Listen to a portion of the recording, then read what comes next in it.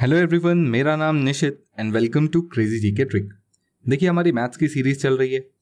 इसमें हम अरिथमेटिक पढ़ रहे हैं, जिसके 2 टॉपिक्स हमने कवर कर चुके हैं। परसेंटेज हमारा टॉपिक चल रहा है। ये इसका सेकंड कंसेप्ट वीडियो है। इसके पहले इसका फर्स्ट कंसेप्ट वीडियो मैंने बनाकर आपको दे चुका है। अगर आपने उसे नहीं देखा है तो उसे भी देखें। आज हम इसके बाद की कहानी यहाँ पर पढ़ेंगे टाइप नंबर 2 से।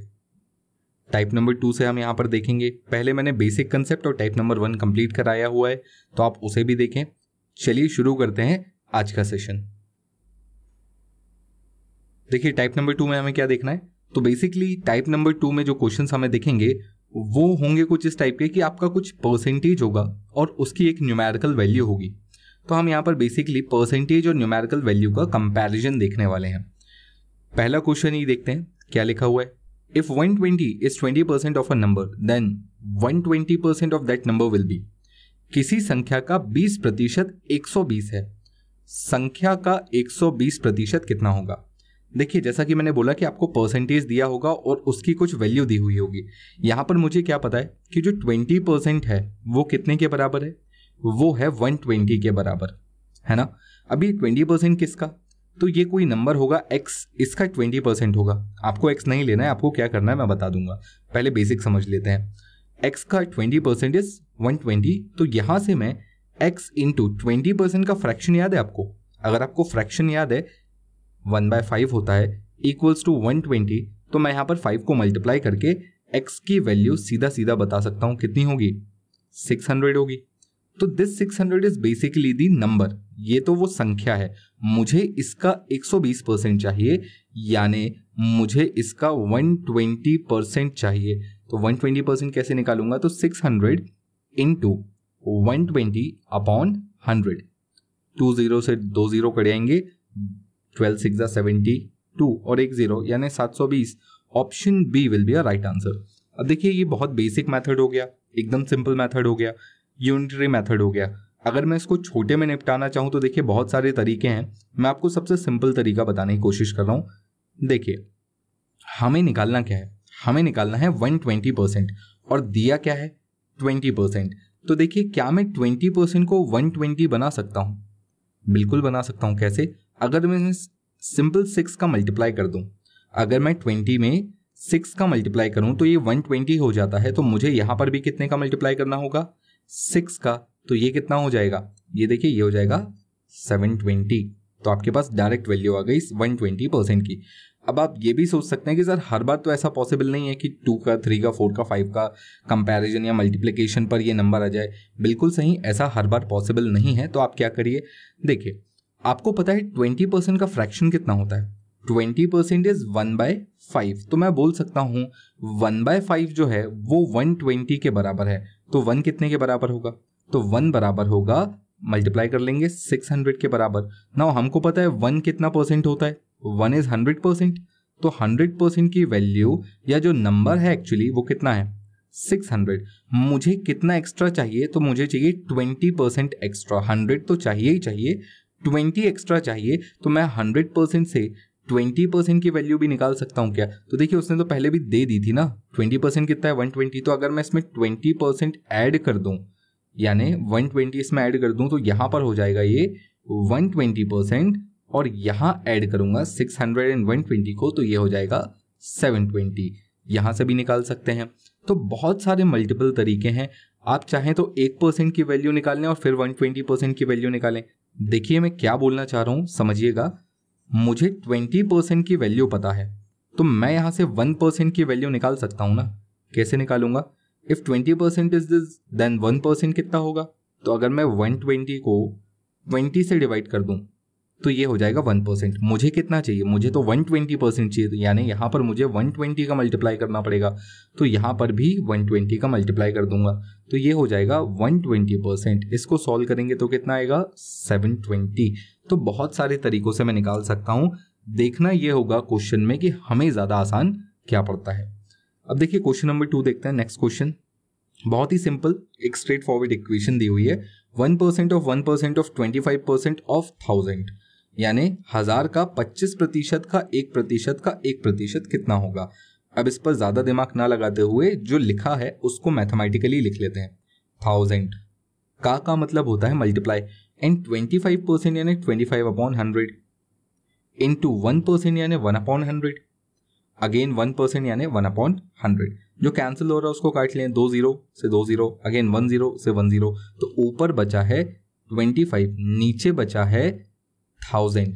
तो अब जब मैं डेसिमल लगाऊंगा, देखिए क्योंकि ऑप्शंस डेसिमल में है तो मैं यहाँ पर डेसिमल लगाऊंगा। 1 2 3 संख्या के बाद ऊपर कितनी है 2, तो हमें यहाँ पर एक 0 लगाना पड़ेगा और देन 25 यानी 0.025। Option D will be our correct answer. बोलिए क्लियर है? आप 25% को 1/4 लिखकर भी ये काम कर सकते थे, वो थोड़ा सा कैलकुलेटिव ज्यादा हो जाता क्योंकि ऑप्शंस डेसिमल में दिए थे तो मैंने डेसिमल में आंसर निकाला। ये ऑप्शन आपको फ्रैक्शन में भी दे सकता था। फ्रैक्शन में कैसे देता? तो देखिए अगर मैं इसको 25 से काट लूं तो 25 1 25, 25 4 100, तो ये हो जाता 1/40। यानी आपको ऑप्शन 1/40 के फॉर्म में भी दिया जा सकता था, ये 1/40 है। तो आपको देखना होगा कि ऑप्शन किस फॉर्मेट में दिए हैं, डेसिमल और फ्रैक्शन, उसी हिसाब से हम यहाँ पर कैलकुलेशन में काम करेंगे। तो ये क्लियर है? चलिए नेक्स्ट क्वेश्चन देखते हैं।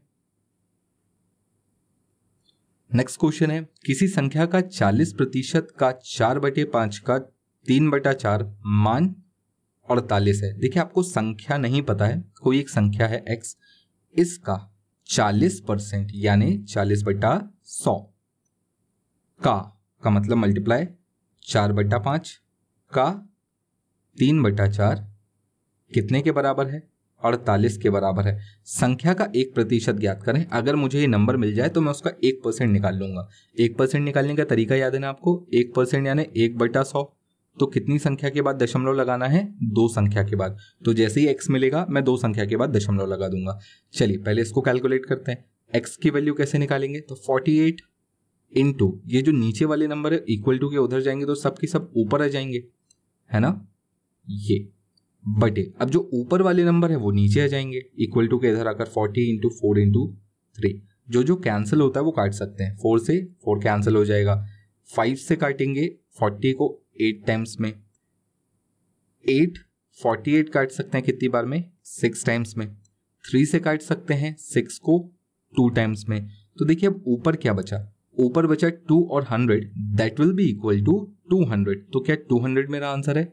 नहीं, ये तो मेरे x की वैल्यू है। अभी मुझे इसका 1% निकालना है और 1% निकालने का तरीका 2 संख्या के बाद दशमलव लगा लो, यानी आंसर 2 यानी option C will be the correct answer. Simple था, इजी था, एग्जाम में पूछा गया ही क्वेश्चन है ये। चलिए नेक्स्ट क्वेश्चन देखिए, बहुत ही अच्छा सवाल। When 60 is subtracted from 60% of a number, the result is 60. The number is, किसी संख्या के 60% में 60 घटाने पर 60 प्राप्त होता है। संख्या ज्ञात करें। बहुत सारे 60 हो गए हैं ना। चलिए जो बोला है उसको निकाल लेते हैं। सबसे पहले जो बोला है उसको लिखते हैं। कैसे? एक संख्या है, इसके 60% में, इसके 60% में मैं 60 माइनस करूंगा तो मुझे कितना मिलेगा? 60 मिलेगा। बोलिए क्लियर है? अब मुझे यहां से किसकी वैल्यू निकालनी है? पहले तो x निकालता हूं। तो देखिए इस -60 को इक्वल टू के इधर ले आएंगे। x इंटू 60% कितना होता है? तो ये हो जाता है 60/100। फ्रैक्शन याद हो तो ये 3/5 है। ओके, अब ये 3/5 हो गया। क्या करना है? 3 से काटेंगे 120 को, 5 से मल्टीप्लाई कर देंगे तो x की वैल्यू कितनी आएगी? देखिए 120 इंटू 5/3। 3 से काट लें 40 टाइम्स, 4 इंटू 5 20 और एक 0, 200। Option A will be the right answer. बहुत सिंपल क्वेश्चन था, है ना। चलिए आगे चलते हैं। देखिए नेक्स्ट क्वेश्चन क्या है। किसी संख्या के 75% में 75 जोड़ने पर वही संख्या प्राप्त होती है। संख्या का 40% ज्ञात करें। जैसा पिछला क्वेश्चन था मैं इसको वैसा बना सकता हूं। कैसे? x एक संख्या है, इसका 75% ये नंबर मिला, इसमें मैंने 75 जोड़ा तो मुझे कितना मिला? मुझे वही संख्या प्राप्त हुई, यानी मुझे वापस कितना मिला? x। तो मैं इस इक्वेशन से x की वैल्यू निकालकर फिर आगे काम करके निकाल सकता हूं, बट मैं इस बार ऐसा नहीं करूंगा। मैं इसको आपको थोड़ा सा दूसरे तरीके से प्रेजेंट करना चाहता हूं। पिछला वाला क्वेश्चन बिल्कुल वैसे ही बताया था, इसको थोड़ा सा दूसरे तरीके से बताते हैं। देखिए वही संख्या प्राप्त होने का मतलब, क्या मैं ऐसा बोल सकता हूं अगेन आपको 100% मिल गया? जो भी टोटल होता है वो तो हमेशा 100% होता है। तो पहले था ये 75%, इसमें आपने 75 जोड़ा तो आपको वही संख्या मिल गई, यानी वापस आपको कितना परसेंट मिल गया, 100%। देखिए यहाँ पर दो तरीके के नंबर्स चल रहे हैं, एक है नंबर्स जो परसेंटेज में है, एक है एक्चुअल नंबर्स।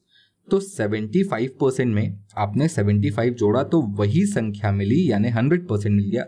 तो अगर मैं परसेंटेज की बात करूं तो मुझे बताइए 75% में कितना परसेंट जोड़ने पर 100 मिलेगा, 100% मिलेगा। तो हम बोल सकते हैं कि 25% जोड़ने पर, क्या बोला मैंने, 75% में कितना परसेंट जोड़ूं कि वापस 100% मिले, तो 25%। और आपने जोड़ा कितना, 75। तो क्या मैं ऐसा बोल सकता हूं कि 25% ही मेरा 75 है। 75 इज नंबर, 25 इज परसेंट, तो 25% इक्वल्स टू 75। संख्या का 40% ज्ञात करें। 25% आपको दिया है, आपको निकालना क्या है, 40%। कैसे निकाल सकते हैं, आप चाहें तो इसका पहले 1% निकाल लें, फिर 40% निकाल लें। 1% कितना होगा, 1% इज 75/25। इसको सॉल्व करेंगे कितना आएगा, 3। इफ 1% इक्वल्स टू 3 देन 40% कितना होगा, तो 3 into 40 दैट विल बी 120, यानी option A will be the right answer. अब इसको दिमाग में कैसे कैलकुलेट करना है, देखिए क्वेश्चन बिल्कुल मुंह जबानी हो सकता था। कैसे, दिमाग में पिक्चर बनाइए, 75% में क्या जोड़ा कि 100% हो गया। तो मुझे पता चला कि मैंने 75 एज अ नंबर जोड़ा और परसेंटेज कितना होगा, तो 25% होगा, है ना। 75% में 25% जोड़ा तो वापस 100 हो गया। नंबर्स में आपने 75 जोड़ा था, तो 25% इज इक्वल्स टू 75। तो 1% equals to how much, 3%, sorry 3 number. 1% is equals to 3 number. मुझे 40% चाहिए था, तो 40% equals to 3 into 40 that will be 120 number, यानी ऑप्शन ए। तो मैं इसको दिमाग में भी कर सकता था। मेरे ख्याल से आपको ये समझ में आ गया होगा। एक और क्वेश्चन देखते हैं। देखिए अगला क्वेश्चन क्या है, एक शादी की पार्टी में 32% महिलाएं हैं, 54% पुरुष हैं और 196 बच्चे हैं। पार्टी में कुल कितने पुरुष हैं। देखिए पुरुषों की संख्या पूछिए, ध्यान रखिएगा। अब यहां पर हम इसको परसेंटेज के हिसाब से ही लेंगे। 32% is female, 54% is male, female male. Total कितना हो गया, आप इसको ऐड करेंगे तो आपको कितना मिलेगा, आपको मिलेगा 86%। तो 86% तो मेल और फीमेल ही होगा। तो बचे कितने, 100% में से 86% मेल फीमेल, तो आपके पास 14% जो बचे वो नंबर ऑफ चाइल्ड होंगे। तो 14% इज 196, 14% इज 196। आपको निकालना क्या है, आपको चाहिए 54% की वैल्यू, आपको 54% की वैल्यू चाहिए। अब आप चाहें तो यहां से आप पहले 1% निकालें, कितना आएगा, डिवाइड कर लेंगे इससे 196/14, रिजल्ट विल बी 14। बोलिए क्लियर। और 1% की आपको वैल्यू मिल गई, तो 54% की वैल्यू यानी 54 into 14 into 54, ये आपको एज अ नंबर मिल जाएगा। बोलिए क्लियर है। चलिए अब ये आंसर कितना होगा, तो देखिए आपके पास बहुत सारे और भी तरीके हैं आंसर पता करने के। इसको बनाने के बहुत सारे तरीके हो सकते हैं। सबसे सिंपल जो मुझे लगा वो मैंने आपको बताया कि इससे आप सभी को इजीली समझ में आ जाएगा। मल्टीप्लाई करने पर आंसर मिलेगा। आंसर कितना होगा वो समझिए, आंसर होगा 756। मल्टीप्लाई करने पर कितना आएगा, 756 आएगा। कैसे निकाला मैंने ये, इसको भी थोड़ा सा समझ लीजिए। देखिए मेरे को पूरा मल्टीप्लाई करने की जरूरत नहीं है। जब हम नंबर सिस्टम पढ़ेंगे तब हम वहां पर डिजिटल सम मेथड भी देखेंगे। डिजिटल सम मेथड क्या होती है, तो देखिए यहाँ पर 4 और 1 ये टोटल कितना होता है, 5, और ये 5 और 4 टोटल करेंगे कितना होता है, 9। तो यहाँ पर बीच में मल्टीप्लाई का साइन है तो मल्टीप्लाई कर लेना, ये हो जाएगा 5 into 9 इज 45। बोलिए क्लियर। और 45 में अगेन इन दोनों डिजिट्स को ऐड कर लेना, तो ये कितना हो जाएगा, 9। बोलिए क्लियर है। मैं यहाँ पर क्या कर रहा हूँ, मैं यहाँ पर जो भी नंबर्स आ रहे हैं ना उन सबको ऐड करते चल रहा हूँ। यहाँ पर मैंने इसको सिंगल डिजिट में बनाया, यहाँ पर इसको सिंगल डिजिट में लगाया, बीच में मल्टीप्लाई था तो मैंने इनको अगेन मल्टीप्लाई किया और जो भी नंबर मिला वापस उसको सिंगल डिजिट में दोनों को ऐड करके लिख दिया 9। अब आप जरा यहाँ पर ध्यान से देखें कि किस ऑप्शन में आपको सारे डिजिट्स का सम 9 दिखता है।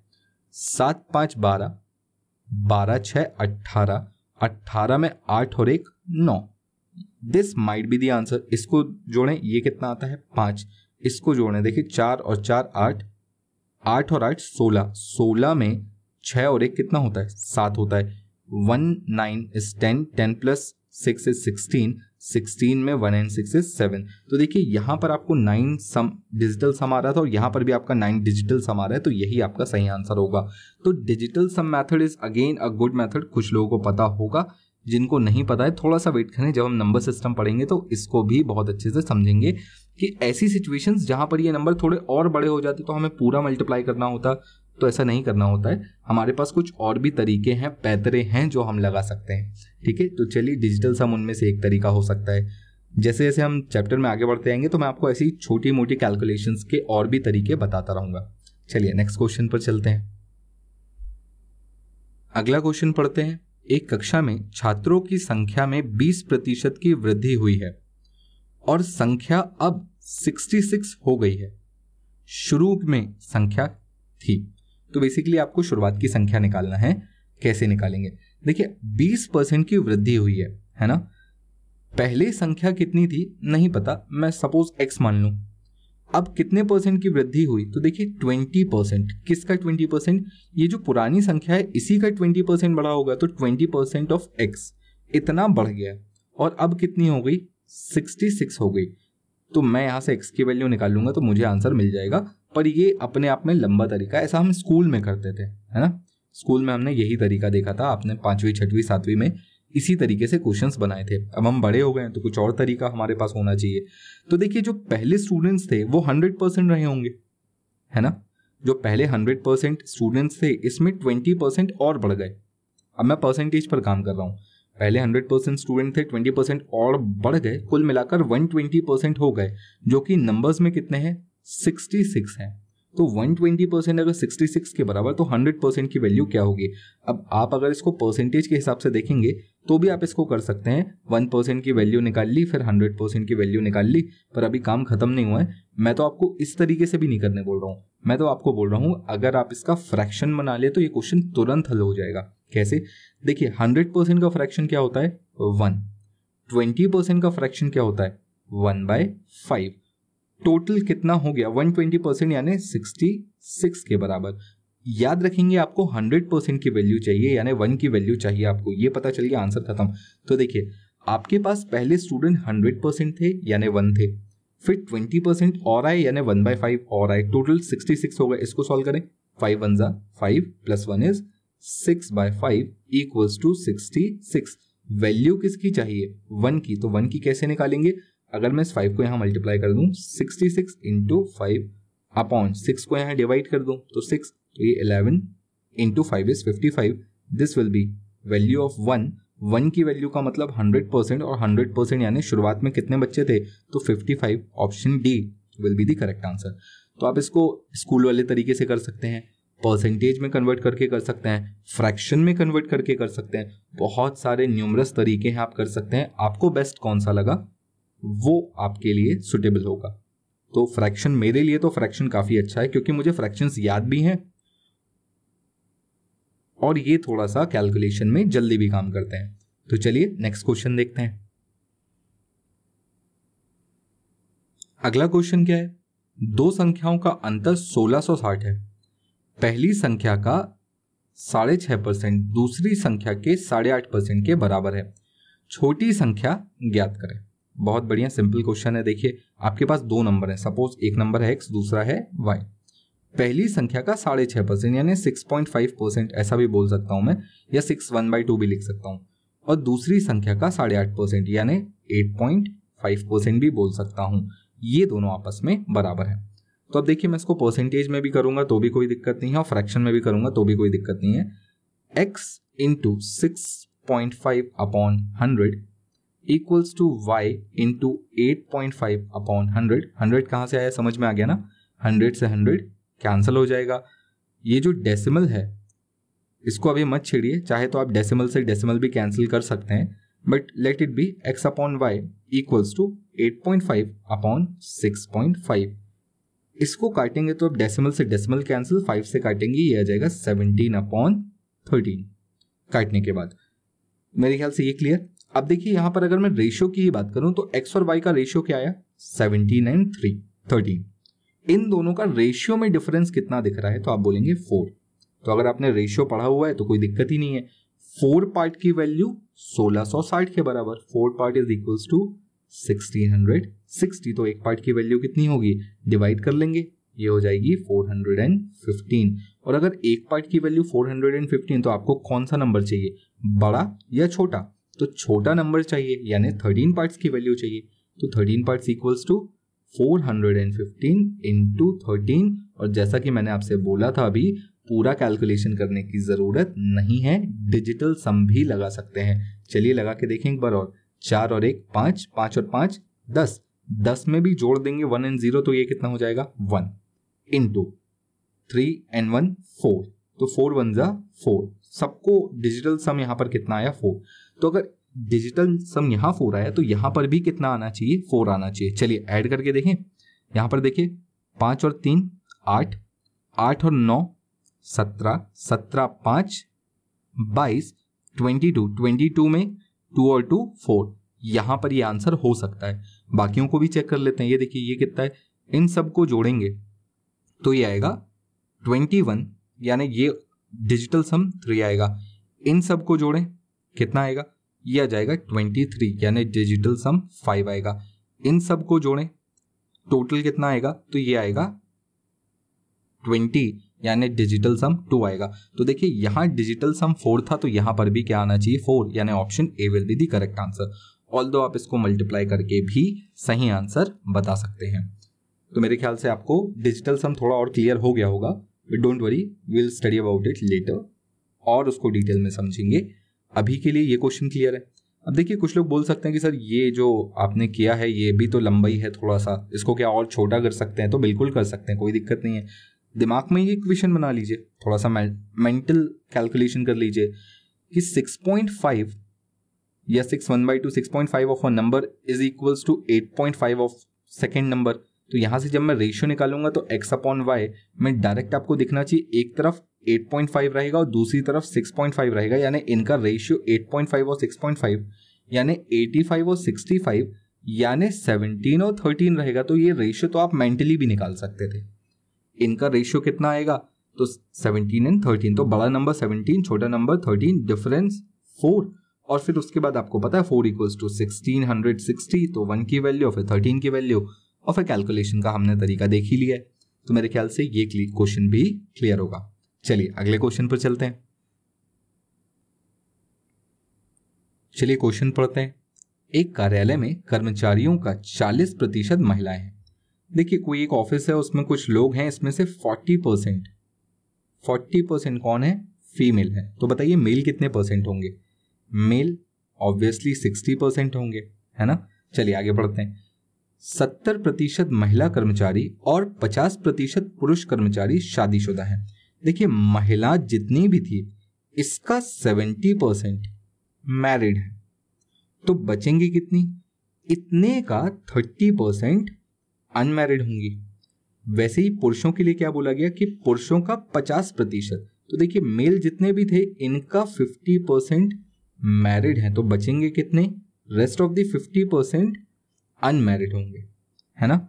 तो अब चलिए यहाँ पर मुझे क्या पता करना है, मुझे पता करना है अविवाहित कर्मचारियों का प्रतिशत कितना होगा।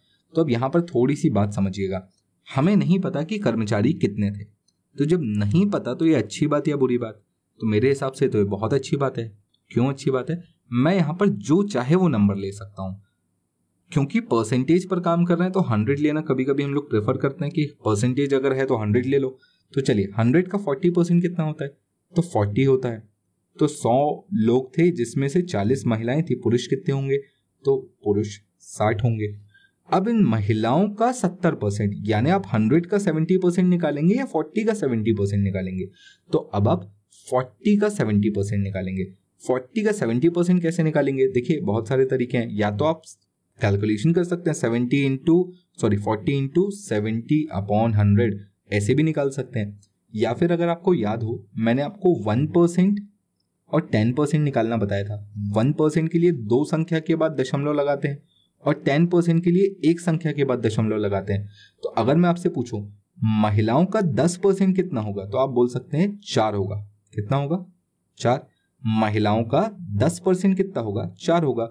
तो 10 को 70 बनाने के लिए क्या करना होगा? इंटू 7 करना पड़ेगा। तो 4 में भी कितने का गुणा कर देंगे? 7 का। 7 4 ज़ा 28। इतनी महिलाएं मैरिड हैं।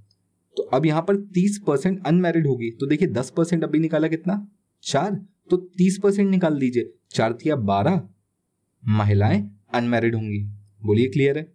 तो यहां से हमको, अच्छा इनको दोनों को जोड़कर देखेंगे तो 40 भी आता है, कोई दिक्कत नहीं उसमें। ये आपके पास मेल मैरिड आ गए थे तो आप माइनस करके अनमैरिड भी बता सकते थे, दोनों तरीका था। अब यहां पर थोड़ा पुरुषों के बारे में बात करते हैं। 60 मेल थे, पुरुष थे। 50% निकालना आसान है। 30 मैरिड होंगे और बचे हुए 30 अनमैरिड होंगे। तो अब देखिए आपसे पूछा गया है अनमैरिड यानी अविवाहित कर्मचारियों की संख्या का प्रतिशत। तो देखिए अनमैरिड टोटल कितने हैं, तो यहां पर 12 हैं और यहां पर 30 है, यानी टोटल अगर आप देखेंगे तो 42 लोग अनमैरिड हैं। कितने में से? 100 में से। तो परसेंटेज कैसे निकालेंगे? 42 अपॉन 100 इंटू 100, ऐसी तो परसेंटेज निकालते थे ना। ऑब्टेन्ड अपॉन टोटल इंटू 100, 100 से 100 cancel, 42% will be the answer. हालांकि 100 पर था तो आप डायरेक्टली बोल भी सकते थे कि 42% ही आंसर होगा, यानी option A will be correct. तो मेरे ख्याल से आपको ये क्लियर हो गया होगा। तो देखिए अभी हमने जो देखा वो हमारा टाइप नंबर 2 था। नेक्स्ट हमारा टाइप नंबर 3 है और चलिए देखते हैं वहां पर क्या इंटरेस्टिंग है। तो चलिए देखते हैं टाइप नंबर 3 का पहला क्वेश्चन क्या है। राहुल का वजन अमित से 20% अधिक है। अमित का वजन कितने प्रतिशत कम है राहुल से? ये हमारा एक क्वेश्चन है। क्या बोला है उसको समझ लेते हैं। 2 लोग हैं, एक है राहुल और एक है अमित। तो अमित और राहुल 2 लोग हैं। क्या बोला है? राहुल का वजन अमित से 20% अधिक है। अमित से कितना अधिक है? 20% अधिक है। बोलिए क्लियर? क्या पूछा है? अमित का वजन कितने प्रतिशत कम है राहुल से? तो देखिए यहां पर ये कम होगा, ऑब्वियसली ये हल्का है, ये भारी है, तो यहां पर ये कितने % कम होगा आपको ये बताना है। तो क्या आंसर 20% ही नहीं होगा? क्या मैं ऑप्शन बी को सीधा सीधा टिक लगा के निकल जाऊं? गलत। ऐसी गलती मत करिएगा। यहां पर एक बहुत ही इंटरेस्टिंग चीज हमें सीखनी है। क्या? देखिए अगर मैं आपसे बोलता हूं कि एक नंबर दूसरे नंबर से कुछ % अधिक है, अधिक का मतलब फॉर एग्जाम्पल मैं यहां पर 20% ही ले लेता हूं, तो 20% कहने का क्या मतलब होता है कि यहां अगर ये 100 होगा तो ये कितना हो जाएगा? 120 हो जाएगा। अब मैं आपसे उल्टा क्वेश्चन पूछ रहा हूं कि यहां से ये कितना % कम है। तो देखिए पहले तो कितना कम है, तो 20 कम है, और मैंने आपको बोला था ना परसेंट निकालने के लिए ये पता होना चाहिए कंपेयर किससे कर रहे हैं। तो जब आप यहां से आए थे तो आपने 100 से कंपेयर किया था, बट जब वापस जाएंगे तब आप 120 से कंपेयर करेंगे, यानी डिवाइडेड बाय 120 इंटू 100 करेंगे और इसको सॉल्व करेंगे।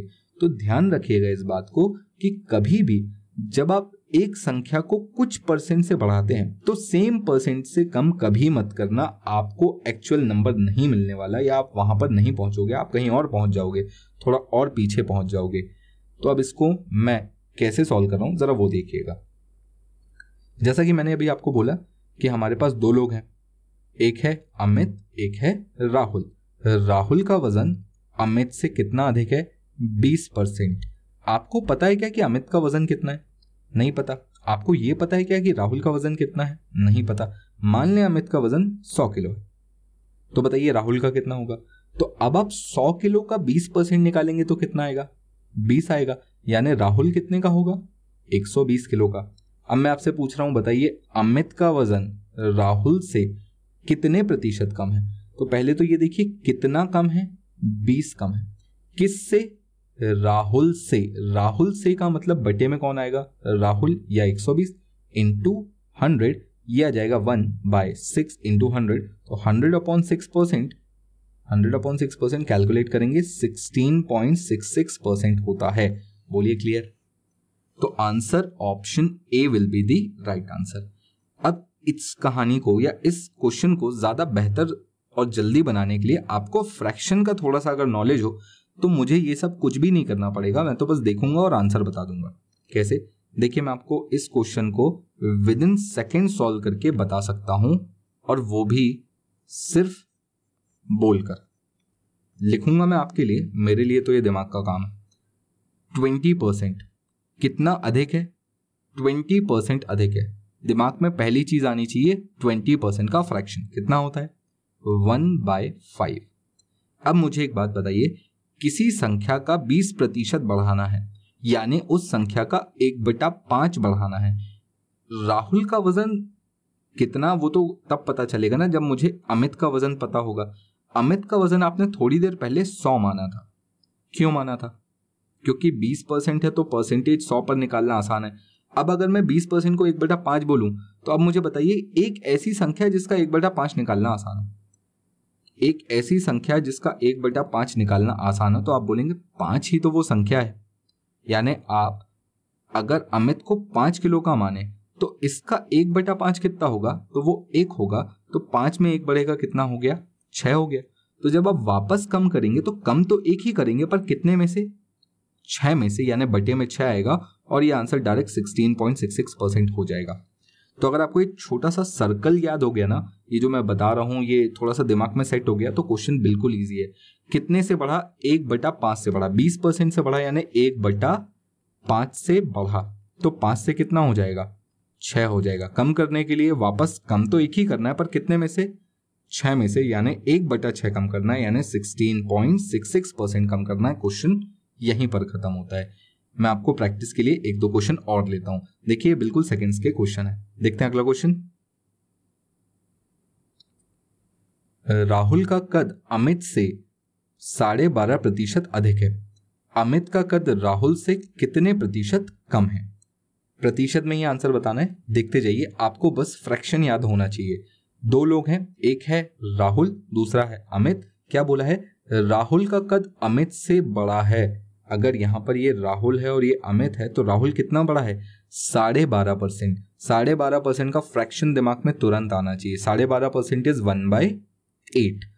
1/8 बड़ा है। तो मुझे बताइए राहुल का निकालने के लिए पहले अमित का पता होना जरूरी है। अमित को कितना मानो? किस संख्या का 1/8 निकालना आसान होगा? तो 8 ले लेते हैं। 8 का 1/8 निकालना आसान है। कितना होगा? 8 का 1/8 1 होगा। तो 8 में 1 बढ़ेगा, कितना हो जाएगा? 9। तो कम कितना करना है? 1। पर कितने में से? 9 में से। और 1/9 का परसेंटेज आपको याद होना चाहिए, बताया था 11.11%। Option B will be the right answer. दिमाग में भी कर सकते थे इसको। बढ़ा कितने से? 1/8 से। 1/8 से बढ़ने का मतलब 8 से हो गया 9। कम कितने से करना है? 1/9 से। 1/9 यानी 11.11%। खत्म क्वेश्चन। मुंह जबानी होगा, बिल्कुल इजीली होगा। एक और क्वेश्चन देखते हैं। देखिए अगला क्वेश्चन हमारे सामने क्या है? राम का वजन जॉय से 11.1/9% कम है। कम होने का मतलब माइनस करना है, ध्यान रखिएगा। जॉय का वजन राम से कितने प्रतिशत अधिक है? ठीक है, हमारे पास 2 लोग हैं, एक है कौन? राम, और एक है जॉय। क्या बोला है? राम का वजन जॉय से 11.1/9% कम है। जॉय से कितना कम है? फ्रैक्शन में बताइएगा कितना कम है? 1/9 कम है। और कम होने का मतलब प्लस करेंगे या माइनस? तो माइनस करेंगे। 1/9 यानी मैं जॉय को 9 मान लूं। अगर जॉय 9 है तो 9 का 1/9 1 होगा। पर 1 इस बार जोड़ना है या घटाना है? तो देखिए क्योंकि ये कम हो रहा है तो घटाना होगा, तो ये कितना हो जाएगा? 8। अब मुझसे पूछा है जॉय का वजन राम से कितने प्रतिशत अधिक है। ये है जॉय का वजन, ये है राम का वजन। देखिए कितना अधिक है? 1 अधिक है। किससे? राम से। तो 1/8 लिखूंगा और 1/8 का परसेंटेज कितना होता है? 12.5%। Option C will be correct answer. बोलिए समझ में आया? एक और क्वेश्चन देख लेते हैं। Next question. राम का वजन जॉय से 18.2/11% कम है। जॉय का वजन राम से कितने प्रतिशत अधिक है? देखिए क्या करना है आपको, सबसे पहले यहाँ पर ये समझना होगा कि कौन किससे कितना कम है या ज्यादा है। तो देखिए यहाँ पर कम होना है, कम होने का मतलब माइनस करना है। ठीक है, कितना कम करना है इसका आपको बनाना है पहले फ्रैक्शन। अब अगर आपको फ्रैक्शन याद नहीं है तो भी चिंता करने की कोई बात नहीं है। कैसे हम इसको फ्रैक्शन बना सकते हैं? अगर 18 सही 2/11 लिखा है तो मैं क्या करता हूं? 18 × 11 करता हूं और प्लस 2 कर दूंगा। तो 18 इंटू 11 प्रतिशत को क्या लिख सकता हूं मैं, 18 इंटू 11, देखिए 18 इंटू 11 करेंगे कितना आएगा, 18 18 198, 198 प्लस 2 200/11%। और जैसे ही परसेंट को हटाकर बटे में 100 लिखता हूं तो ये हो जाएगा 200/11 इंटू 1/100, 2 0 से 2 0, फ्रैक्शन कितना बनेगा इसका, 2/11 आपका फ्रैक्शन बन जाएगा। यानी आपको संख्या को 2/11 से कम करना है, याद रखिएगा, बढ़ाना नहीं है। तो आपको 2/11 से कम करना है। एक ऐसी संख्या बताएं जिसका 2/11 कम करना या निकालना आसान हो। तो देखिए 2/11 में कौन सी संख्या, तो देखिए 11 नीचे है तो 11 ही ऊपर भी लिख देते हैं। तो 11 एक नंबर था, इसमें कितना कम करना है, तो देखिए यहाँ पर ऊपर कितना लिखा है 2, तो 11 में 2 कम करूंगा कितना हो जाएगा 9। तो यहाँ पर एक आदमी ये है और एक आदमी ये है। अब आपसे सवाल क्या पूछा है कि जॉय का वजन राम से कितना प्रतिशत अधिक है। पहले तो ये देखिए कितना अधिक है, 2, किससे, राम से, यानी 2/9 इंटू 100। अब आप इसको सॉल्व करेंगे तो आपको पता हो, अगर 1/9 का परसेंटेज आपको याद हो 11.11%, तो बताइए 2/9 का परसेंटेज कितना होगा। जस्ट इसको डबल कर देंगे 22.22%, यानी answer B will be right answer. बोलिए क्लियर है। फ्रैक्शंस अगर आपको याद हैं तो बहुत अच्छी बात है, नहीं याद है तो आप इसको इस तरीके से निकाल भी सकते हैं। कभी कभी एग्जाम में ऐसा परसेंटेज आ जाता है जो हमारे दिमाग से या तो निकल चुका है या हमें नहीं याद किया था या हमें पहली बार देखा, तो आप उसका फ्रैक्शन यहाँ पर बना सकते हैं, कोई बड़ी बात नहीं है, करना वही है। क्लियर है। चलिए अब आगे चलते हैं और एक बहुत ही इंपॉर्टेंट टाइप पर डिस्कस करते हैं। देखिए टाइप 4 में हमारे पास खास क्या है, तो आपके सामने एक इक्वेशन लिखी हुई है, दर गुणित मात्रा बराबर खर्च। ये कोई नई इक्वेशन नहीं है आपके लिए। दर का मतलब क्या होता है, रेट पर केजी, जो भी आपको बताया जाता है। आप पूछने आते हैं ना भैया प्याज क्या रेट दिए, भाजी क्या रेट दी, तो उसका मतलब क्या होता है, पर किलो, है ना, यही होता है रेट। मात्रा का मतलब जितना आपने खरीदा और खर्च का मतलब जितना आपने खर्चा किया। इक्वेशन बहुत सिंपल है। सपोज आप 20 रुपए किलो प्याज लेने गए और मैंने आपसे बोला कि काम करिएगा 10 किलो प्याज ले आइएगा, तो 1 किलो 20 रुपए की थी तो 10 किलो कितने की होगी, तो हम मल्टीप्लाई कर देंगे, कितना आ जाएगा 200 रुपए, ये मेरा खर्चा हो जाएगा। सही है। इसी प्रकार एक और एग्जाम्पल लूँ, अगर मैं आपसे बोलूँ 5 रुपए वाले बिस्किट के पैकेट होते हैं हमारे पास, है ना, ये 5 रुपए एक बिस्किट का पैकेट है, एक पैकेट। अगर मैं आपसे बोलूँ ऐसे 5 पैकेट ले आइए तो खर्चा कितना होगा, तो 5 रुपए का एक पैकेट, 5 पैकेट, 5 पंजे 25 रुपए का खर्चा होगा। तो देखिए अभी भी हमने क्या किया, मल्टीप्लाई किया। तो देखिए ये फॉर्मूला जो हम बचपन से यूज कर रहे हैं, फॉर्मूले की फॉर्म में हमने शायद अभी देखा होगा, पर ये कंसेप्ट हम पहले से ही यूज करते आ रहे हैं कि दर को अगर मैं मात्रा से गुणा कर दूं तो मुझे क्या मिलेगा, खर्च मिलेगा। अब देखिए इस कंसेप्ट को एग्जामिनर क्वेश्चन में कैसे यूज करने वाला है वो समझते हैं। अब हम परसेंटेज पढ़ रहे हैं तो कुछ एप्लीकेशन यहाँ पर परसेंटेज की रहने वाली है। कैसे, देखिए आपसे बोला जाएगा कि एक आदमी है, पहले वो कुछ रेट से कुछ मात्रा खरीदता था तो उसके पास उसका कुछ पैसा खर्चा होता था। अब अगर रेट बढ़ गया तो वो अपनी मात्रा कम कर देता है, और रेट और मात्रा कुछ इस तरीके से बढ़ते और कम होते हैं कि जो उसका खर्च है वो अनचेंज्ड यानी अपरिवर्तित रहता है, यानी ये नहीं बदलता। पहले जितना वो खर्चा कर रहा था अभी भी उतना करेगा। तो अब यहां पर आपसे पूछा क्या जाएगा, आपसे बोला जाएगा कि सपोज अगर रेट 10% से बढ़ा था तो बताइए खपत में कितने परसेंट की कमी करूं मैं कि आपका खर्च अपरिवर्तित रहे या अनचेंज रहे। तो आपसे सवाल यहां पर पूछा जाएगा। अब देखिए इस टाइप के क्वेश्चन को करना कैसे है, मैं उसको थोड़ा सा एक बेसिक आपको बता देता हूं कि बेसिक मेथड या यूनिटरी मेथड क्या होगी, उस हिसाब से फिर हम आगे देखेंगे कि शॉर्टकट क्या बन सकता है। तो बेसिक देखना पहले जरूरी है। सपोज 100 रुपए प्रति किलो की कोई चीज थी, आप इसको 99 kg लेते थे, तो आपका खर्चा कितना होगा, तो आप मल्टीप्लाई कर देंगे सिंपल, 9900 या 9900 रुपए का खर्चा होता होगा। अब रेट आपने बढ़ा दिया 10% से, तो अब 10% किसका 10% बढ़ेगा बताइए, जो पहले रेट था उसी का तो 10% बढ़ेगा। तो रेट कितना था 100 का 10% बढ़ेगा तो कितना हो जाएगा 110। अब ये हो गया है नया रेट। अब यहां पर मैं कुछ मात्रा खरीदूंगा ताकि मेरा खर्च अपरिवर्तित रहे, यानी खर्च मेरा अभी भी कितना होगा 9900। ये मैंने नंबर्स क्यों लिए, ताकि इजी पड़े। आपको थोड़ी देर में समझ में आएगा। तो अब मैं आपसे पूछ रहा हूं कि बताइए अब कितना किलो लेगा वो। तो अगर यही सवाल है कि कितना किलो लेगा तो x की वैल्यू निकालना आसान है। कैसे?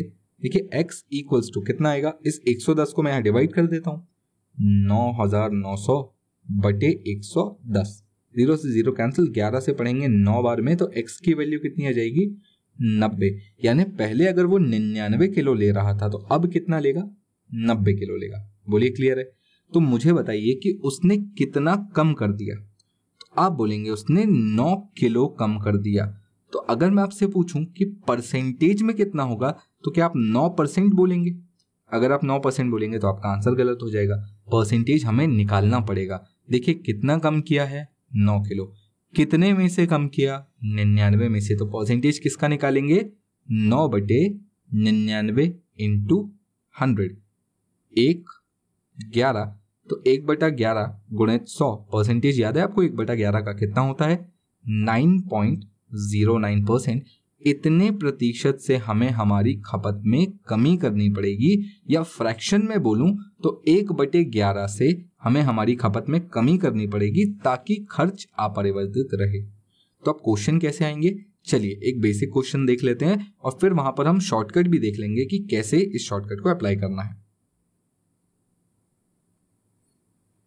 देखिए क्वेश्चन क्या है, चीनी की कीमत 20% बढ़ जाती है, चीनी की खपत कितने प्रतिशत कम होनी चाहिए ताकि खर्च में बदलाव ना हो। सबसे पहले बेसिक फॉर्मूला याद है ना आपको, rate into quantity equal to expenditure, दर गुणित मात्रा बराबर खर्च, है ना। रेट बढ़ा है कितने परसेंट से 20% से। आपको आपका खर्च अपरिवर्तित रखना है, अनचेंज रखना है, ये नहीं बढ़ना चाहिए ना कम होना चाहिए, जितना पहले था उतना अभी भी होना चाहिए। आपसे पूछा गया है मात्रा में कितने परसेंट की कमी करूं। अब यहां पर आप शॉर्टकट देखिएगा मैं क्या बोलना चाह रहा हूं। आपको याद है अभी थोड़ी देर पहले हमने देखा था कि इतने परसेंट से बढ़ा तो कितने परसेंट से कम करना चाहिए, है ना। मैं सेम कंसेप्ट यहां पर लगा रहा हूं। क्या कंसेप्ट है देखिए, अगर मैं आपसे बोलूं कि ये 20% से बढ़ा था, यानी 1/5 से बढ़ा था, तो 5 से कितना हो गया होगा 6, बढ़ा था तो प्लस हुआ होगा। अब कम वापस करना है, देखिए वापस कम करने के लिए कितना आना है, वापस 1 आना है, पर इस बार कितने में से आना है 6 में से, यानी 1/6। परसेंटेज कितना होगा 16.66%। यही इसका आंसर होगा कि 16.66% से आपको खपत में कमी करनी होगी, ऑप्शन सी। बिल्कुल इतना सा ही क्वेश्चन था। अब जिनको नहीं समझ में आया वो लोग थोड़ा ध्यान से देखें, मैं नंबर्स के माध्यम से इनको क्लियर करूंगा। एक आदमी है, वो 5 रुपए किलो की कोई चीज लेता है और 6 किलो लेता है, तो उसका खर्च कितना होगा 30 रुपए। बोलिए क्लियर है? 5 रुपए प्रति किलो की कोई चीज लेता है, कितने किलो लेता है 6 किलो लेता है, तो उसका खर्च कितना होगा 30 रुपए। अब मैंने बोला कि इसका जो रेट है ये बढ़ा दीजिए 20%, 20% यानी 1/5 से बढ़ा दीजिए। तो 5 का 1/5 कितना होगा 1, 5 में 1 बढ़ेगा कितना हो गया 6। 6 में मैं ये चीज 6 रुपए प्रति किलो का मुझे सामान मिल रहा है, मुझे कितना किलो लूं कि ये वापस खर्चा मेरा 30 रुपए ही बैठे। तो आप समझ गए होंगे कि 6 में क्या गुणा करने पर 30 आएगा, तो 5 गुणा करने पर 30 आएगा। बोलिए क्लियर है? तो अब देखिए पहले आप ले रहे थे 6 किलो, अब ले रहे हैं आप 5 किलो, कितना कम कर दिया 1 किलो। तो क्या आंसर 1% होगा? गलत, परसेंटेज अभी निकालना है। आपने 1 किलो कम किया कितने में से 6 किलो में से, परसेंटेज 1 किलो बटा 6 किलो इंटू 100, फ्रैक्शनल वैल्यू 1/6 की याद है ना आपको, 1/6 का परसेंटेज 16.66%। इतना परसेंट आप कम करेंगे। तो या तो आप इतना पूरा एक मेथड के थ्रू जा सकते हैं, या फिर आप इस छोटे से तरीके को याद रख सकते हैं। मेरे हिसाब से ये आपको ज्यादा इजी पड़ेगा क्योंकि आपने थोड़ी देर पहले भी इसकी प्रैक्टिस की है। चलिए आगे बढ़ते हैं, कुछ और क्वेश्चंस प्रैक्टिस पे लेते हैं ताकि ये हाथ में बैठ जाए। क्वेश्चन देखिए क्या लिखा है, यदि भोजन की कीमत में 10% तक बढ़ा दी जाए तो आदमी अपने उपभोग को कितने प्रतिशत कम करना चाहिए ताकि उसके खर्च में वृद्धि ना हो। Again same, rate into quantity equal to expenditure, यानी दर गुणित मात्रा बराबर खर्च। क्लियर है ये पॉइंट? अब यहां पर देखिए कितने परसेंट से बढ़ा है, रेट बढ़ा है 10% से। खपत में कितने परसेंट की कमी करूं कि खर्च अपरिवर्तित रहे। चलिए 10% से बड़ा फ्रैक्शन बोलिए 1/10, बढ़ा तो प्लस, तो 10 से बढ़कर कितना हो जाएगा 11। 1/10 बढ़ने का मतलब 10 में 1 बढ़ा तो 10 से हो जाएगा 11। अब कम कितने से करना है, कम 11 से करना है, कितना 1, तो परसेंटेज में 1/11 यानी 9.09%। Option C will be the right answer. तो आपको ये क्लियर हो गया होगा, है ना। चलिए नेक्स्ट क्वेश्चन देखते हैं। यदि किसी वस्तु पर कर उसकी वर्तमान दर से 8.1/3% कम हो जाता है तो उसके उपभोग में कितने प्रतिशत की वृद्धि होनी चाहिए ताकि राजस्व पहले जितना रहे। देखिए उसने रेट कम कर दिया है, तो अब आपसे पूछ रहा है कि एक्सपेंडिचर या राजस्व उतना ही रहना चाहिए। कम कितने से किया, 8.1/3%। फ्रैक्शन बताइए मुझे इसका, दिमाग में तुरंत 1/12 कितना आएगा, 1/12। अब यहां पर यह भी ध्यान दीजिएगा, बढ़ाया या कम किया, तो कम किया तो माइनस करेंगे। अब मुझे बताइए 1/12 से कम करना है तो 12 में 1 कम करेंगे, कितना हो जाएगा 11। वापस खपत बढ़ाने के लिए कितना बढ़ाना है, बढ़ाना तो 1 है पर कितने में से, 11 में से, और 1/11 अभी थोड़ी देर पहले क्या देखा था 9.09% से बढ़ाना पड़ेगा। Option C will be the right answer. बोलिए क्लियर, दोनों में सेम आंसर क्यों आया। देखिए वहां पर 10 से बढ़ाया था तो 11 हुआ था, तो 1/11 से कम किया। यहां पर 12 में 1 कम किया तो 11 हुआ, और 1/11 से बढ़ाया, तो इससे कंफ्यूज मत होइएगा। यहां पर बढ़ाया था तो 10 से 11 हुआ था, यहां पर घटाया है तो 12 से 11 हुआ है। आंसर दोनों के सेम आए हैं, उससे चिंता मत करिएगा। तो मेरे ख्याल से आपको ये क्लियर हो गया होगा। कुछ क्वेश्चन और प्रैक्टिस में लेते हैं। चलिए अगला क्वेश्चन देखते हैं। यदि आयत की लंबाई 14.2/7% बढ़ जाती है तो कितने प्रतिशत चौड़ाई कम होनी चाहिए ताकि क्षेत्रफल अपरिवर्तित रहे। अब आप सोच रहे होंगे कि सर यहाँ पर rate into quantity equal to expenditure नहीं लग रहा है, यहाँ तो length into width equals to area का फॉर्मूला लग रहा है, लंबाई गुणे चौड़ाई बराबर क्षेत्रफल का फॉर्मूला लग रहा है।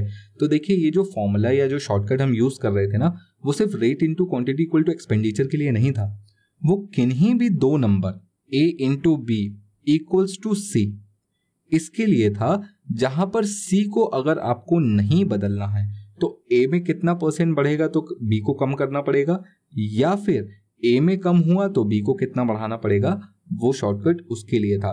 तो बिल्कुल कंफ्यूज मत होना कि आप rate into quantity equal to expenditure को ही आधार मान के हर सवाल बनाएं।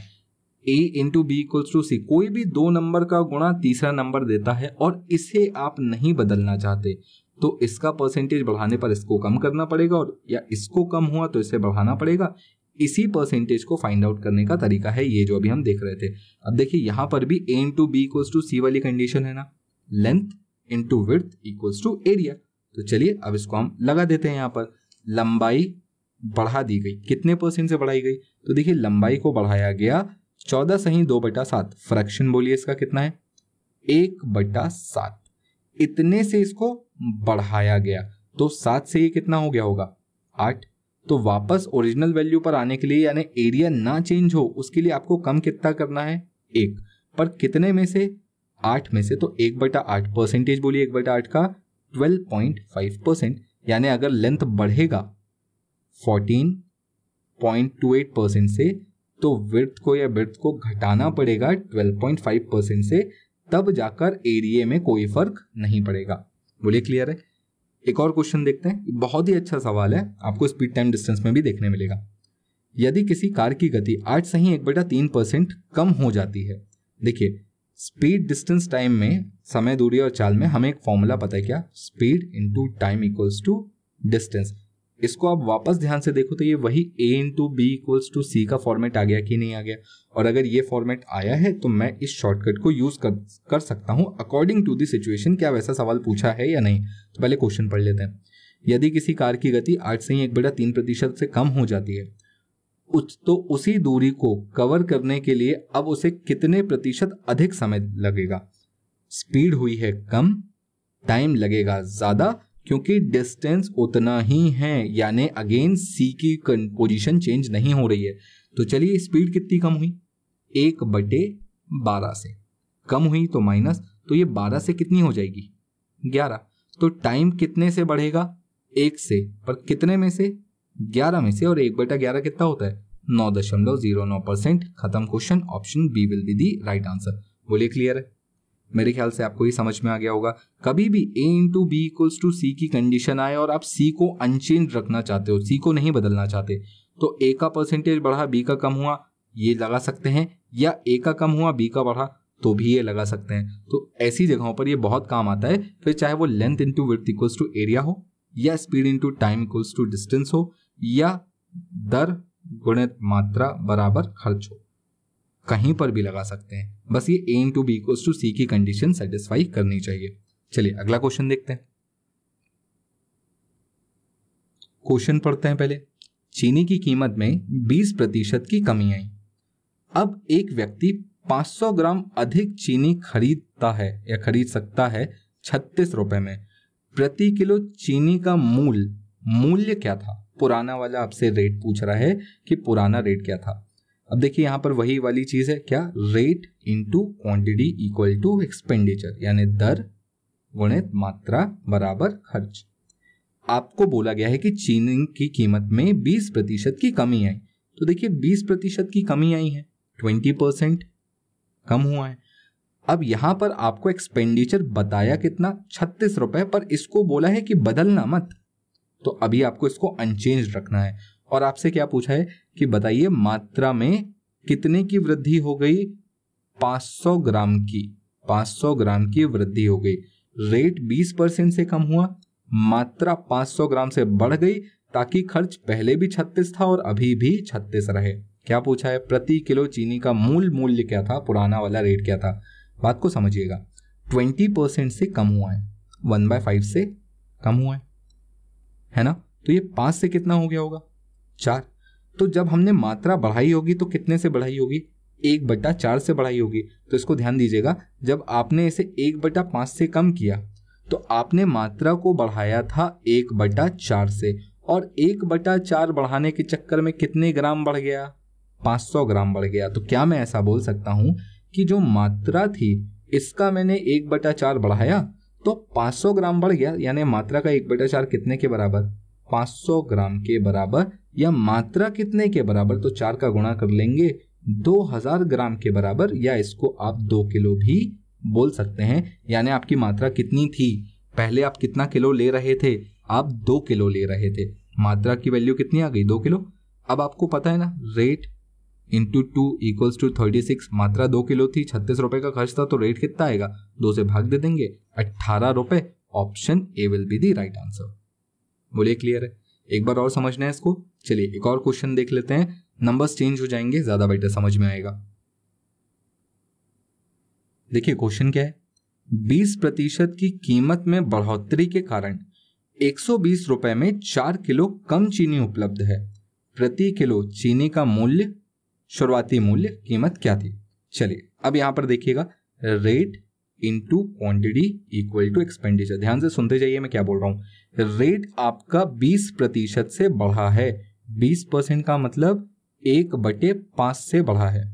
खपत में कितने की कमी करेंगे?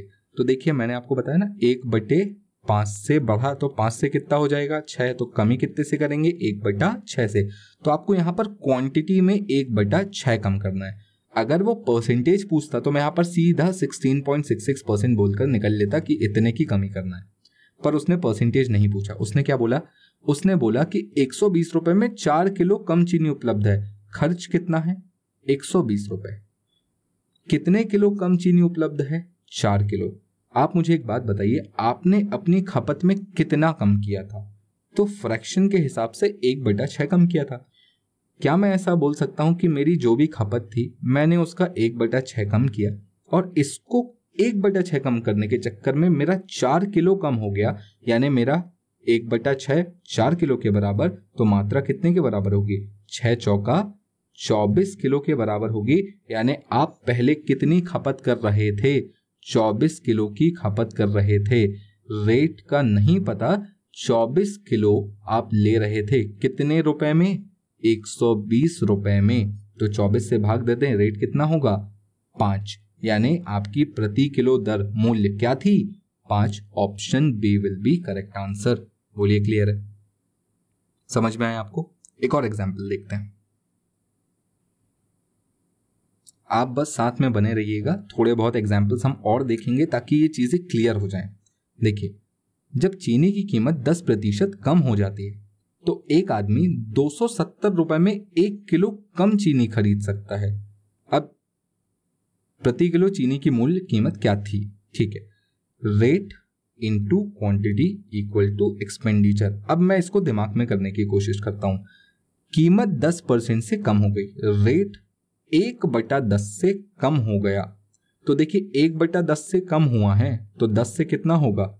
9 हो जाएगा। तो बढ़ाएंगे तो कितने से बढ़ेगा? 1/9 से, यानी मात्रा बढ़ने वाली है 1/9 से। और कितने किलो बढ़ी? 1 किलो। तो क्या मैं ऐसा बोल सकता हूं कि मेरी मात्रा का 1/9, जो भी मैं मात्रा ले रहा था उसका मैंने 1/9 कम किया तो कितने किलो कम हो गया? 1 किलो कम हो गया, यानी मात्रा का 1/9 1 किलो के बराबर। तो मात्रा कितने के बराबर? 9 किलो के बराबर। और जैसे ही मात्रा मुझे 9 किलो की पता चली तो मुझे पता है ना खर्चा कितना हो रहा था? 270 रुपए। तो रेट का पता नहीं, मात्रा थी 9 किलो, खर्चा था 270, रेट कितना आएगा? 9 से भाग दे देंगे, 30 रुपए पर KG. Option A will be the right answer. बोलिए क्लियर है? समझ में आया आपको? चलिए एक और क्वेश्चन देखते हैं। बहुत ही अच्छा सवाल है ये, इसको ध्यान से देखिएगा, एग्जाम में पूछा हुआ क्वेश्चन है। किसी वस्तु की कीमत 6 रुपए प्रति किलो से बढ़कर 7.5 रुपए प्रति किलो हो जाती है। अगर खर्च में कोई वृद्धि ना करनी हो तो खपत में कितने प्रतिशत की कमी करनी होगी? Rate into quantity equal to expenditure.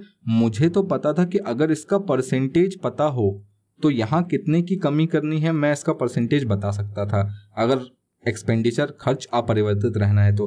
पर यहां तो उसने बोल दिया 6 का 7.5 कर दिया, रेट परसेंटेज तो कहीं बताया नहीं। तो नहीं बताया तो निकाल लीजिए, 6 से 7.5 हो गया। कितना बढ़ा? 1.5 रुपए बढ़ा। 1.5 रुपए 6 का कितना परसेंट है? 1.5/6 इंटू 100। इसको काटेंगे 4 बार में कट आएगा, 100/4 यानी 25%। तो मैं बोल सकता हूं कि ये 25% बढ़ा है। रेट 6 से 7.5 हो गया, कितना परसेंट बढ़ा? 25%। अभी तक की क्वेश्चन में आपको वो डायरेक्ट 25% बता रहा था, इस बार उसने थोड़ा सा घुमाया, वैल्यूज दे दी, तो परसेंटेज आप खुद निकाल लीजिए। अब 1/4 यानी 25 यानी 1/4। 1/4 से बढ़ा है तो कम कितने से होगा? देखिए 1/4 से बढ़ा है तो कम कितने से होगा? 4 से 5 हो जाएगा, तो ये 1/5 से कम होगा, यानी 20% से कम हो जाएगा। Option B will be the right answer. बोलिए कितने सेकंड्स के क्वेश्चन है ना? 3 सेकंड 4 सेकंड। अगर आपने थोड़ी सी प्रैक्टिस की है तो 4-5 सेकंड से ज्यादा का तो क्वेश्चन भी नहीं है वो। यहां से जैसे ही समझ में आया ना कि ये बढ़ा 25%, 1/4 से बढ़ा तो 1/5 से कम होगा, 1/5 यानी 20%, खत्म क्वेश्चन। क्वेश्चन देखिए, एक बहुत ही अच्छा सवाल है। एक आयत का क्षेत्रफल 2400 मीटर स्क्वायर है। यदि एक आयत की लंबाई 14.2/7% से बढ़ा दी जाती है तो चौड़ाई 3 मीटर से कम होनी चाहिए ताकि क्षेत्रफल अपरिवर्तित रहे। आयत के लिए length into width equals to area होता है। लंबाई को बढ़ाया गया है तो ऑब्वियसली चौड़ाई को कम किया जाएगा, तभी तो एरिया अपरिवर्तित रहेगा। क्वेश्चन में क्या पूछा है? आयत की प्रारंभिक लंबाई ज्ञात करें। कोई टेंशन लेने वाली बात नहीं है, जो पता है वो लिख लेते हैं। पहले लंबाई को कितने परसेंट से बढ़ाया गया? 14.2/7। फ्रैक्शन बोलिए 1/7%। अब आपको पता है एरिया 2400 मीटर स्क्वायर था और इसको चेंज नहीं होना है तो ये तो 2400 रहेगा। यहां पर देखिए अगर ये 1/7 से बढ़ा है तो ये कितने से कम होगा? ये 1/8 से कम होगा। कैसे? अब तक तो समझ में आ गई होगी पिक्चर। 1/7 से बढ़ेगा तो 7 से कितना हो जाएगा? 8। वापस कम करने के लिए 1/8 से कम करना पड़ेगा, तो 1/8 से आपको चौड़ाई कम करनी है। आपने चौड़ाई कितने मीटर कम की? 3 मीटर। तो क्या मैं बोल सकता हूं कि चौड़ाई का जब मैंने 1/8 कम किया तो 3 मीटर कम हो गया, यानी चौड़ाई का 1/8 3 मीटर, तो चौड़ाई कितने के बराबर होगी? 8 या 24 मीटर के बराबर। अगर मेरी चौड़ाई 24 मीटर है, एरिया 2400 मीटर स्क्वायर है, तो लंबाई कितनी होगी? लंबाई गुणे 24 बराबर 2400। तो लंबाई कितनी होगी? 24 से डिवाइड कर देंगे, 100 metre. Option B will be the right answer. बोलिए क्लियर? समझ में आया आपको? चलिए इस टाइप का एक लास्ट क्वेश्चन देख लेते हैं, बहुत ही अच्छा सवाल है। आखिरी क्वेश्चन देखिए क्या लिखा है। 132 किलोमीटर की दूरी तय करने के लिए यदि कार की गति 8.3% से कम हो जाती है तो उसी दूरी को कवर करने के लिए 1 घंटा अधिक तक समय बढ़ जाता है, समय 1 घंटा अधिक लगता है। कार की प्रारंभिक गति ज्ञात करें। यहां पर वापस speed into time equals to distance वाला फॉर्मूला हमें यूज करना होगा। ध्यान से देखते जाइएगा क्या बढ़ा है क्या कम हुआ है। डिस्टेंस आपको कितना बताया है? 132 किलोमीटर। 132 किलोमीटर बताने का मतलब क्या होता है कि आपका डिस्टेंस फिक्स है, इतनी ही दूरी आपको तय करनी है। अब देखिए यहाँ पर ये सी वाला पार्ट कांस्टेंट हो गया ना, इसको आपको बदलना नहीं है, आप बदल भी नहीं सकते। अब आपकी स्पीड जो है वो कम हो गई है। कितने से कम हुई है? 8 से ही 1/3%। फ्रैक्शन बोलिए 8 से ही 1/3, 1/12। अगर ये 1/12 से कम हुई है तो मुझे बताइए समय कितने से बढ़ेगा? तो आप इजीली बता सकते हैं कि समय बढ़ेगा कितने से। देखिए 1/12 से कम हुआ तो 12 से कितना हो जाएगा? 11। बढ़ेगा कितने से? 1/11 से। तो यहाँ पर समय आपका बढ़ेगा 1/11 से। और कितने घंटे बढ़ गया? 1 घंटे। यानी समय का 1/11 कितने के बराबर? 1 घंटे के बराबर। तो समय कितने के बराबर? टोटल समय कितने के बराबर? तो 11 एकम 11 घंटे। तो पहले आपको कितने घंटे लगते थे? 11 घंटे। स्पीड निकालनी थी, स्पीड इनटू टाइम कितना लगता था? 11 घंटा। दूरी कितनी थी? 132 किलोमीटर। डिवाइड कर देंगे, speed equals to 12 kilometre per hour. ये हो गया आपके इस क्वेश्चन का आंसर, यानी option C will be the right answer. तो मेरे ख्याल से आपको ये शॉर्टकट यहाँ पर समझ में आ गया होगा। तो मैंने आज जो क्वेश्चंस लिए हैं इस वीडियो में, जो भी मैंने इस टाइप के क्वेश्चंस लिए, वहां पर मैंने आपको इस बात पर बहुत जोर दिया था कि अगर ये जो a into B equals to C वाला पोर्शन है, इसमें c को कांस्टेंट रखें तो किस तरीके से हम आंसर्स निकाल सकते हैं। c को कांस्टेंट रखने का मतलब इसको हम नहीं बदल सकते। नेक्स्ट वीडियो में हम इस बात पर भी चर्चा करेंगे कि क्या हो अगर हम इसे कांस्टेंट ना रख पाए, यानी ये दोनों नंबर परसेंटेज वाइज कुछ आगे पीछे हो और मुझे इसका परसेंटेज निकालने बोल दिया जाए कि ये कितना % बढ़े या कम हो, तो कैसे निकालेंगे वो हम देखेंगे नेक्स्ट सेशन में। फिलहाल अगर आपको ये वीडियो, ये सेशन पसंद आया हो, काम का लगा हो, इन्फॉर्मेटिव लगा हो, तो लाइक करिए और कमेंट में मुझे ज़रूर बताइए आपको ये पसंद आया या नहीं आया। शेयर भी करिएगा। Thank you. Have a nice day. जय हिंद।